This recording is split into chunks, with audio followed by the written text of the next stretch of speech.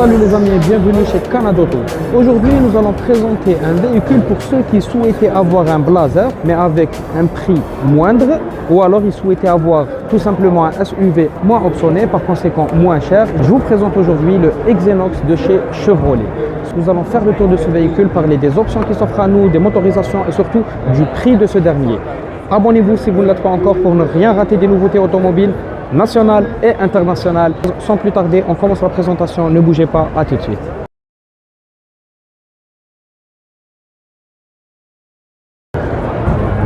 Alors, la face avant du véhicule, elle est sympathique, simple.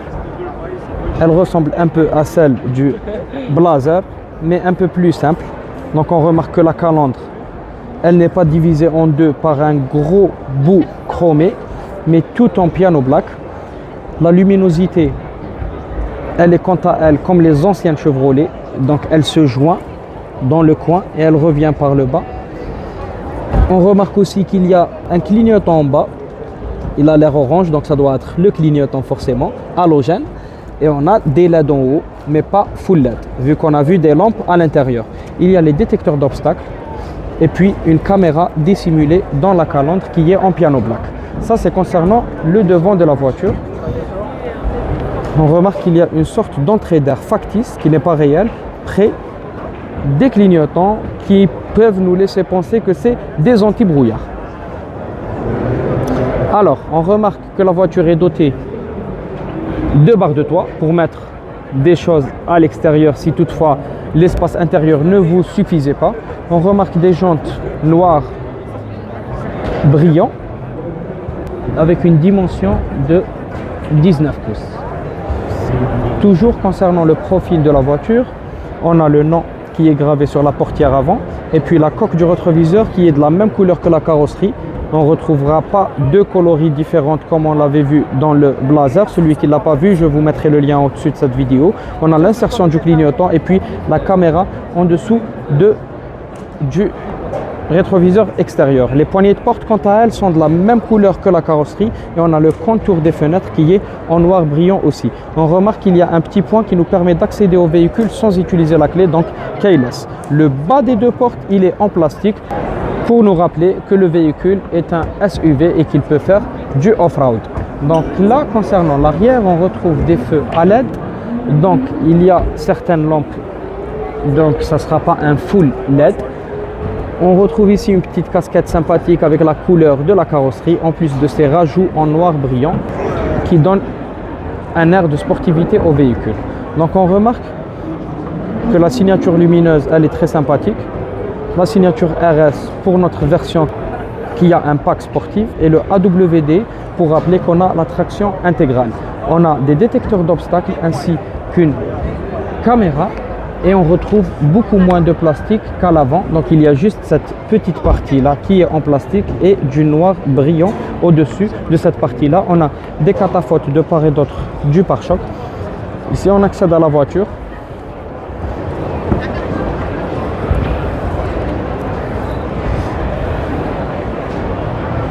On verra cette partie là qui sera en plastique, les poignées de porte en chrome et on aura un bouton pour contrôler les vitres qui seront électriques. On a ici du cuir avec des surpiqûres en rouge, ici aussi, mais toute la partie basse sera du plastique avec beaucoup de rangements. On remarque qu'on aura, on va dire 3 places, mais juste, donc 2 avec aisance. Les 3 places, ça sera par rapport aux autres 4x4 qu'on avait vu de chez Chevrolet. Donc on a d'ailleurs 2 repose-têtes seulement. On a du cuir avec des surpiqûres en rouge. Le cuir est perforé. On voit ici qu'il y a les attaches pour les Isofix si toutefois vous avez des sièges auto. Et là on a un accoudoir central avec des portes gobelets. On a des bus d'aération donc pour les passagers arrière avec des prises USB si toutefois ils souhaitent charger leur téléphone.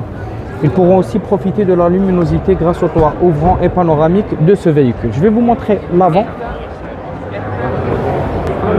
À l'avant, on retrouve du plastique tout comme à l'arrière, la poignée en chrome, verrouillage, déverrouillage des portes, les 4 vitres électriques, réglage des rétroviseurs qui est électrique. On voit qu'on a même le signalement dans le cas où on a quelqu'un dans l'angle mort. Donc là, on verra qu'il y a la même surpiqûre en rouge et là, c'est pour contrôler l'ouverture, fermeture de notre haillon du coffre qui est électrique. Ici, nous aurons donc le réglage des sièges qui est lui aussi électrique avec le soutien lombaire et le cuir des sièges sur piqûre en rouge qu'on avait déjà vu auparavant. En accédant au véhicule, on pourra voir qu'il est beaucoup plus simple que ces frangins de la marque. Par contre, il n'y a pas de monotonie dans les formes qu'on voit sur le tableau de bord. Il y a du cuir, il y a du tissu et du plastique évidemment, mais des formes géométriques un peu spéciales. Donc les bus d'aération ici qui sont verticales et sur les côtés horizontales avec un contour en chrome. Ici nous avons un petit écran, donc on va dire que notre compteur est analogique et non numérique, juste grâce à ce petit écran en couleur qui nous permet d'avoir beaucoup d'informations concernant le véhicule, un volant gainé de cuir sur piqûre en rouge et les boutons qui nous permettent soit de contrôler le petit écran qu'on voit là et les informations qu'il y a dedans. Ça a l'air d'être un peu fragile pour les boutons. J'espère que ça s'effacera pas rapidement avec le temps. On a le volant chauffant pour ne pas quitter la trajectoire, le réglage des régulateurs, limitateurs de vitesse, adaptatifs, etc. On a le contrôle pour le Bluetooth, répondre et raccrocher au téléphone. On a même des boutons à l'arrière qui nous permettent d'augmenter ou de diminuer le volume de notre radio, qui ne sont pas ici présents sur le volant. Il y a néanmoins cette petite partie qui brille pour oublier un peu tout le noir qui existe sur notre volant. On a un petit bouton pour pouvoir démarrer le véhicule sans utiliser de clé, donc on peut y accéder sans utiliser la clé, donc keyless, et le démarrer aussi sans avoir besoin de cette dernière. Ici, ça sera le contrôle pour tout ce qui est climatisation. On voit qu'elle est digitale et Bison. On a même les sièges chauffants. Et ici, on pourra profiter d'un petit rangement avec des chargeurs type C, USB ainsi que l'entrée jack. On a ici le mode AWD. Ça veut dire que toutes les roues vont tracter le véhicule. Et pour désactiver ou activer l'aide au stationnement, on a un pommeau de vitesse sympathique avec la signature RS, tout comme la finition du véhicule. On retrouve du plastique malheureusement sur le pommeau de vitesse et en bas on aura du cuir avec surpiqûre en rouge et le contour qui sera en piano black. On retrouvera aussi ici le frein à main qui sera sous forme de boutons et de porte-gobelets ainsi qu'un accoudoir central avec le même cuir que les sièges et surpiqûre en rouge. En dessous il y aura du rangement tout comme dans la boîte à gants et sur les portières. On a fait un peu le tour, il ne nous reste plus que vous saluer, vous montrer la lumière qui est en technologie LED et puis tous les boutons qui permettent de contrôler le rideau et l'ouverture fermeture du toit ouvrant. On va voir maintenant la taille du coffre avant de parler des performances et du prix du véhicule. L'ouverture du coffre elle est automatique, l'espace il est très généreux et la fermeture sera aussi électrique.